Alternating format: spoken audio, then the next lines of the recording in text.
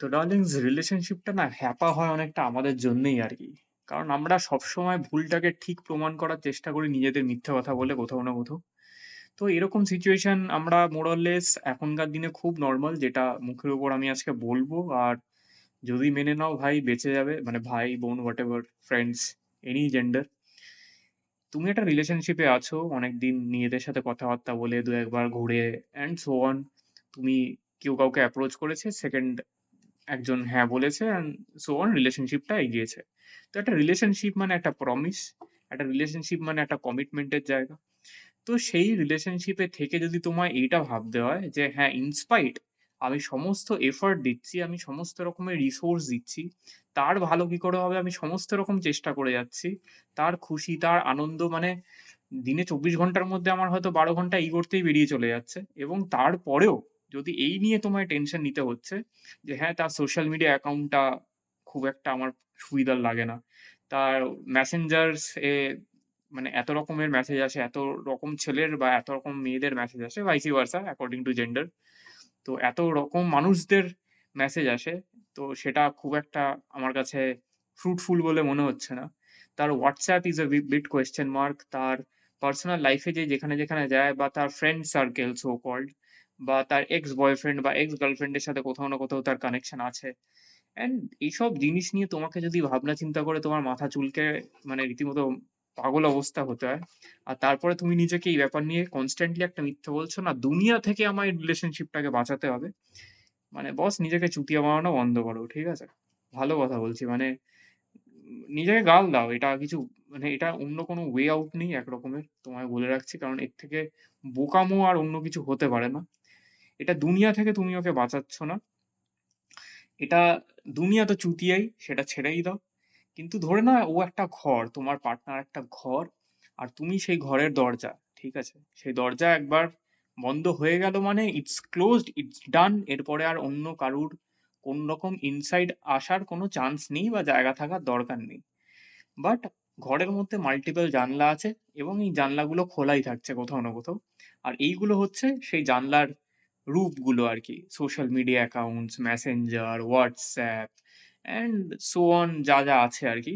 ঠিক আছে? তার পার্সোনাল লাইফের ফ্রেন্ডস, তার so called old friends, new friends, ঠিক আছে? এক্স বয়ফ্রেন্ড, গার্লফ্রেন্ড, এইগুলো হচ্ছে মাল্টিপল জানলা। তো দরজা বন্ধ হওয়ার পরেও যদি মাল্টিপল জানলা খোলা থাকে আর সেই নিয়ে যদি তোমাকে টেনশন নিতে হয়, সবকিছু দেওয়ার পরে, এফর্ট দেওয়ার পরেও, বুঝে নাও কোথায় আছো আরকি, ঠিক আছে? তোমার পার্টনার খুব ফালতু মানুষ। তোমার পার্টনার চিট করবার জন্য রেডি হয়ে বসে আছে। যখনই তোমার থেকে ভালো অপশন পাবে, and mind it, you are not the best person in the world. তুমি তোমার মতো ভালো, তুমি তোমার মতো একটা ক্যারেক্টার, তুমি তোমার মতো একটা মানুষ, তুমি তোমার দিক থেকে বেস্ট।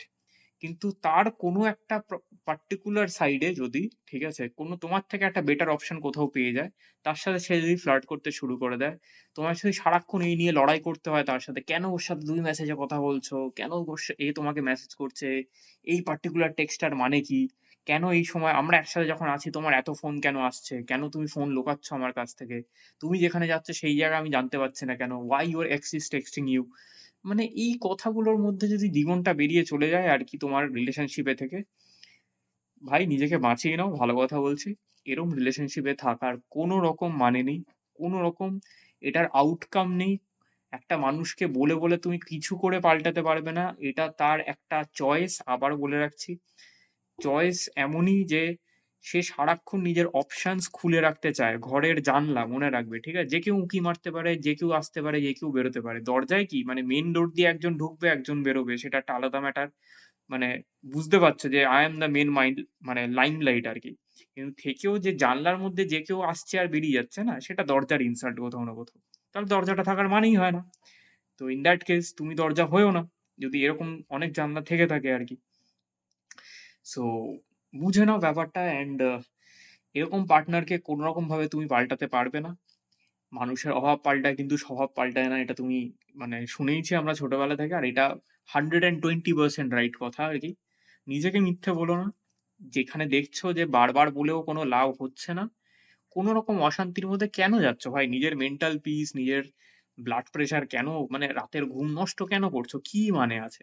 ঠিক আছে? কোন মানে নেই না? যে তোমায় ভালোবাসবে, তুমি চলে এলে মানে তুমি আর ও ছাড়া দুজনকে ছাড়া কিছু দেখতে পাচ্ছ না। হ্যাঁ, পার্সোনাল লাইফ ফ্রেন্ডস থাকবে, দ্যাট ইজ ওকে। পার্সোনাল লাইফে ফ্রেন্ডস থাকেই। আমার বন্ধু সার্কেল থাকতে পারে, আমার পার্টনারের বন্ধু সার্কেল থাকতে পারে। বাট তুমি বুঝে যাবে জানো তো যে হ্যাঁ, বন্ধু সার্কেল সেরকমই যে অগাধ বন্ধু সার্কেলের লাইন আরকি হাজার জনের। তাদের ট্র্যাক রাখতেই তোমার ফেটে যাচ্ছে রীতিমতো। আর তুমি বুঝতেও পারছো যে হ্যাঁ, these are নল মানে এরা ফ্রেন্ডস নয়, এরা ধান্দাবাজ আরকি কোথাও না কোথাও। তো you know what to do, ঠিক আছে? তুমি পরিষ্কার বুঝতে পারবে যে তোমার পার্টনার তোমার উপর কতটা লেভেলে কমিটেড, তুমি কতটা লেভেলে কমিটেড। অ্যান্ড তাতে সুখে শান্তিতে বাঁচা যায় সিম্পলি ভাবে একটা রিলেশনশিপে বা একটা বিয়েতে। তো দরকার নেই না আমাদের কোনরকম ভাবে এক্সট্রা প্রেশার নেওয়ার জীবনে। সো এটা মাথায় রেখে চলো। অ্যান্ড যদি ভুল রিলেশনশিপে থাকো, প্লিজ ইয়ার মানে সোশ্যাল মিডিয়ায় আমাদের একসাথে থাকতে হবে বলে ১০ জন কি বলবে, দুনিয়া কি বলবে, কে কি জাজ করবে, ওইটা ভেবে আরকি কে কি বলবে আর কে কি ভাববে, ঠিক আছে? কাদের রিলেশনশিপের সামনে আমাদের রিলেশনশিপটা ভেঙে গেল, কোন বন্ধুদের সামনে আমি সিঙ্গেল হয়ে গেলাম আবার, কারা হাসাহাসি করবে, কারা পেছনে টিটকিরি মারবে। এর থেকে ভালো নিজের ভুল পার্টনারকে নিজে থেকে সরিয়ে দাও। তারাও বুঝে যাবে অ্যান্ড যারা বুঝবার তারা তোমার সাথে থেকেই যাবে আরকি। আর যারা এই নিয়ে টিটকিরি করবে, তারা অবশ্যই আরো ভালো বুঝে যাবে যে এরা তো তোমার জীবনে থাকবার আরোই কোনো জায়গা রাখে না, যে তোমার খারাপ টাইমে তোমার পিছনে হাসাহাসি বেশি করে। তো এখান থেকে তুমি ফ্রেন্ডস চিনতে পারবে, এখান থেকে তুমি তোমার রিলেশনশিপ চিনতে পারবে, এখান থেকে তুমি তোমার লাইফ চিনতে পারবে, তোমার চয়েস বুঝতে পারবে। তো ভাই সি হয়েও না, ঠিক আছে? কপালে সিটা লিখিও না বড় করে। আর জীবনটা বাঁচাও, নিজে ভালো থাকো, সুস্থ থাকো, শান্তি থাকো, বিন্দাস থাকো, ঠিক আছে? বিন্দাস থাকো। ভালোবাসাটা ক্যালকুলেটিভ নয়, ভালোবাসাটা কোনো রকম লড়াই নয়, যুদ্ধ নয়। অ্যান্ড অন দ্যাট নোট, হরে কৃষ্ণ, জয় শ্রীরাম। সবাই ভালো থেকো। ভারতের যেন ভালো হয় আমি এটাই চাই। অ্যান্ড চলো দেখা হবে আগামী ভিডিওতে।